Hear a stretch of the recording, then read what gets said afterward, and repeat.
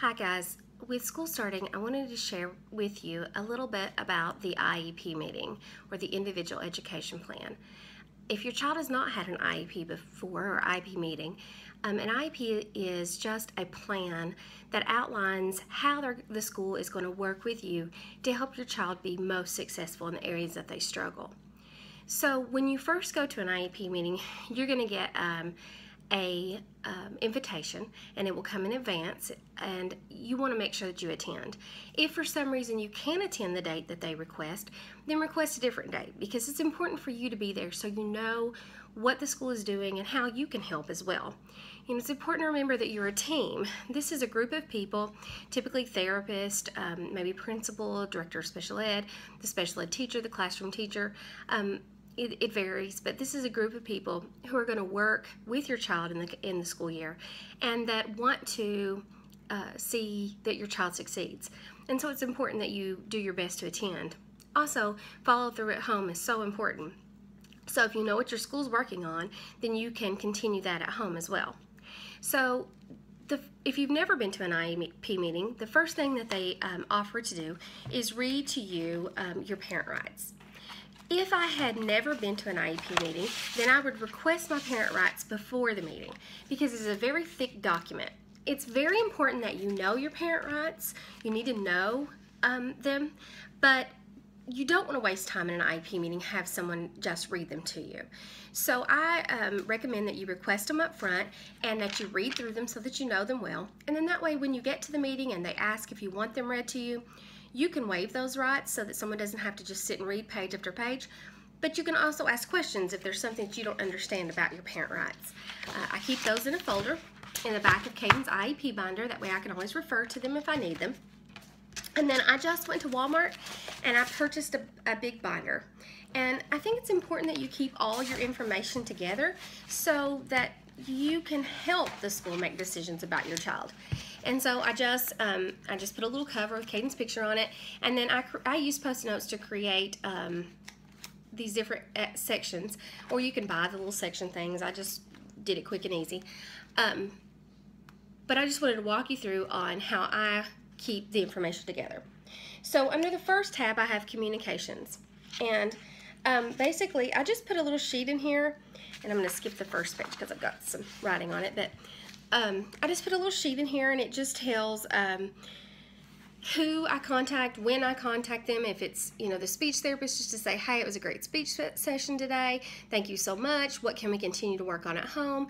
Then I document that. It's important to have in writing anytime that you communicate with someone from your child's team, whether it be negative, positive, you want to keep a paper trail for that. So I have a communications tab where I write all those things down and how they were resolved, or if they communicate back.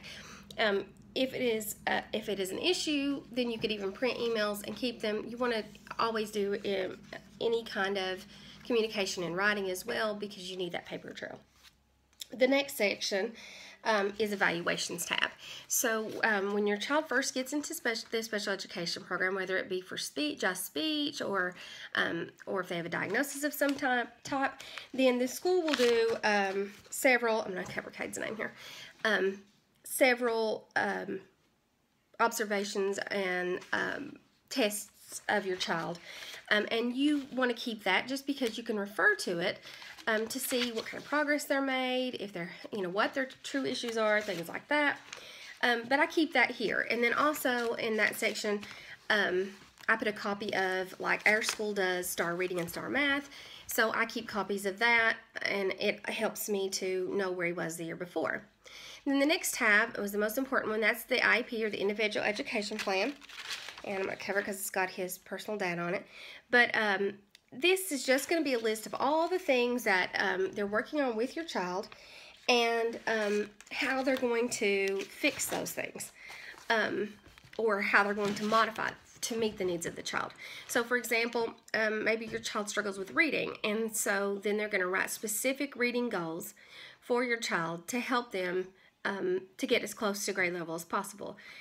Some types of interventions. So for Caden, for example, we had some social goals for him, and so we wanted him to interact with other children independently. So we made some goals that on the playground he would initiate play, introduce himself, ask a friend to play, and we made sure that we did a checklist to document whether that was happening once we taught him how to do that. Then I keep these little sheets in here. It has goal, present level performance, benchmark, observations, or questions for the school. And that's just, okay, what did they say the goal is? You know, whether it's going to be a social goal, or this one says Katie will increase her reading comprehension from 70% to 90% on late second grade passages. Though your special ed teacher will write these specific goals. So I always copy Caden's goal. This is a sample here, but I always copy Caden's goal. And then where does the testing say he is on that goal right now, or the observations? And then what small steps are we taking to meet that? And then do I have any questions for the school? And then what observations are being made towards him meeting that goal? And that's just something I like to have. You don't have to have that, but that's a good way of seeing are they monitoring him, and is he making progress? And then reports in progress you should receive from the therapist and the teachers, you know, reports about their progress. And again, this has personal information, so I've got to be careful.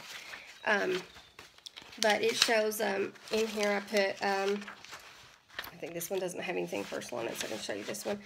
Like this is just a speech one that his speech teacher did. And I had his star reading and star math, but I think they had his birth date and stuff on them, so I won't show those. But I keep those so I can see what progress he's making throughout the year.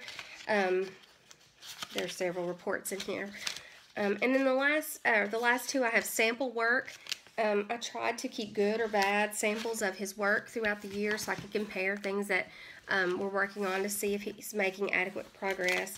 You know, as they send them home, I just pull them out and stick several in here, especially if he struggled with anything or he did really well on something he'd been working on that was part of his goal, then I made sure and keep that. And Caden doesn't have any behavior issues, but this last tab is behavior. So what I would recommend there is if your child is getting any kind of write-ups or anything from school or notes saying that he's having any issues, then you would want to keep that behind the behavior tab, because if it becomes something that is a problem, you want to be able to go to the school and say, hey, we've received 6 write-ups this year, and we're obviously having trouble completing our work or keeping our hands to ourselves, and we need to make focus on that in the IEP goal. What can we do for the next year? But the idea of the IEP binder is just to help you get organized.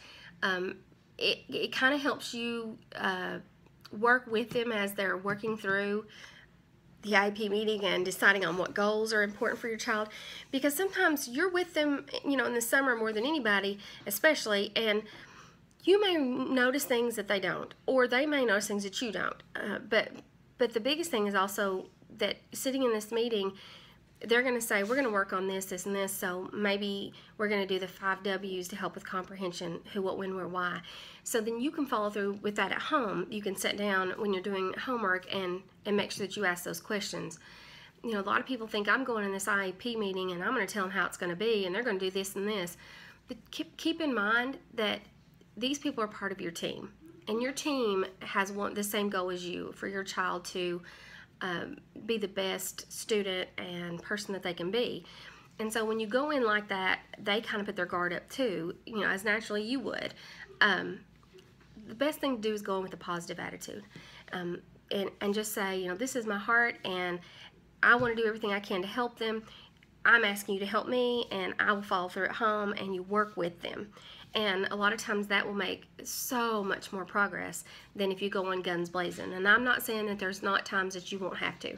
You are your child's voice. So, but try the positive approach first, and then and document. And if that doesn't work, then you go in and do what you have to do. But for the most part, in my experience, when you go in and you just lay it out there and you say, this is my child, this is everything to me, and you work with the team, then they're going to work with you. So I hope that you have a great school year. I hope your IEP meetings go well, and until all the pieces fit, I'll see you next time.